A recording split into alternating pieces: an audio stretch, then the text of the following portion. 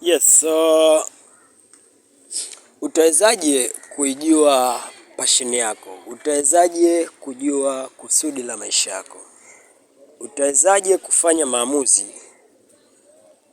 kwamba wewe uishi kama nani dunia hii moja kwa moja, yaani namna ambavyo unaweza ukaamua kutengeneza maisha yako moja kwa moja, njia ambayo wewe unaamua kuiacha kwenye uso wa dunia hii.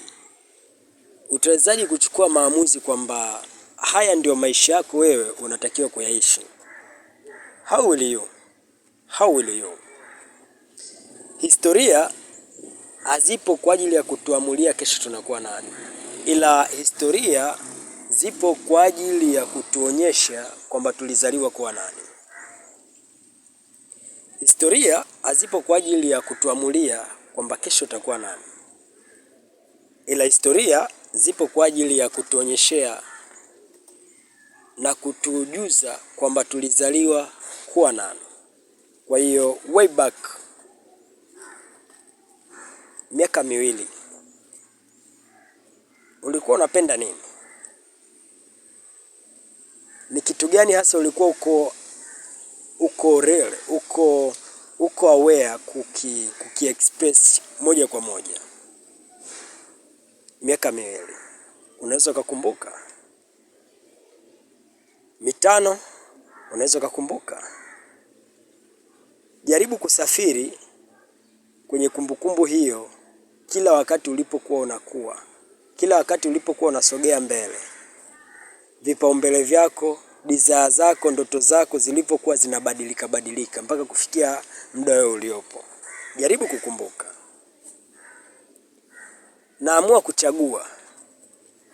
Naamua kufikiria kwa nini baadhi ya ndoto ulizipunguza. Uliamini una uwezo ukamiliki ndege, baadaye ukaamini huna uwezo wa kumiliki ndege. Kwa nini? Imani ilibadilika. Kwa nini? Vipaumbele vilibadilika. Hapo katikati nini ulipitia? Kwa hiyo unaporudi mbali, inakufanya wewe uanze kuamua na kuona kipi ni kizuizi. Wakati mwingine maisha tunayoyapitia, wakati mwingine watu ambao wanatuzunguka, wakati mwingine watu ambao tumewapa mamlaka, mara nyingi sana wanaweza wakaamua wewe uwe nani, na wakati huo wasijue wewe ni nani, na wakakuamulia wewe uwe nani.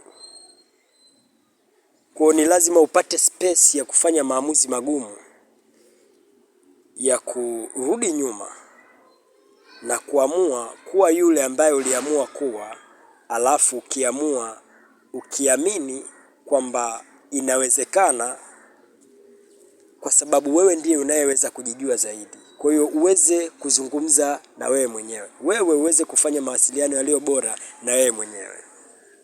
Afu baada ya hapo simamia kwenye unachokiamini, kwenye ndoto yako, kwenye ule ukuu wako. Kukutana na changamoto ni kawaida, kwa sababu hakuna anayekujua zaidi unavyojijua wewe. Utambulisho si namna unavyojitambulisha, ila ni namna unavyojitambua. Kwa hiyo unajitambua wewe ni nani. Maana yake utambulisho ni ndani.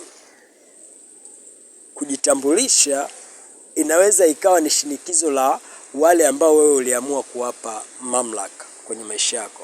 Kuna wazazi,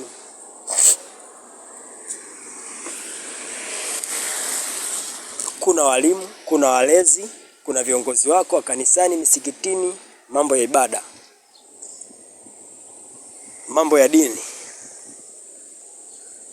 Kuna your spouse, mke wako, mumeo, wanaamua. Kuna marafiki zako wanaamua kwamba wewe uwe nani, lakini hawakujui kama unavyojijua wewe. Kwa kuishi wewe kunatakiwa actually uweze kufanya maamuzi, na mara nyingi hao ndio wanaitaga maamuzi magumu, kwa sababu ugumu wake ni kwamba yanakutana na upinzani mkubwa ambao umetoka kwenye your authority figures. Kuna wakati utalazimika uweze kukaa ni opposite na your spouse.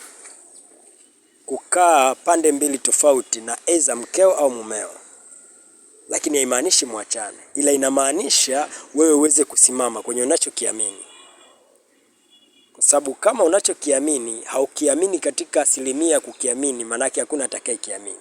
Unatakiwa ukiamini moja kwa moja. You are the number one of your dream. You are the number one of your self expression. Wewe ni namba moja. Wewe ndiye namba moja wa kuhubiri upendo.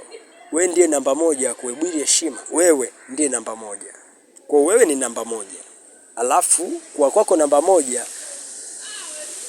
price zake, gharama zake ni hizo: kupata upinzani, kusafiri katika kipindi cha maumivu, kutengwa, kudharaulika.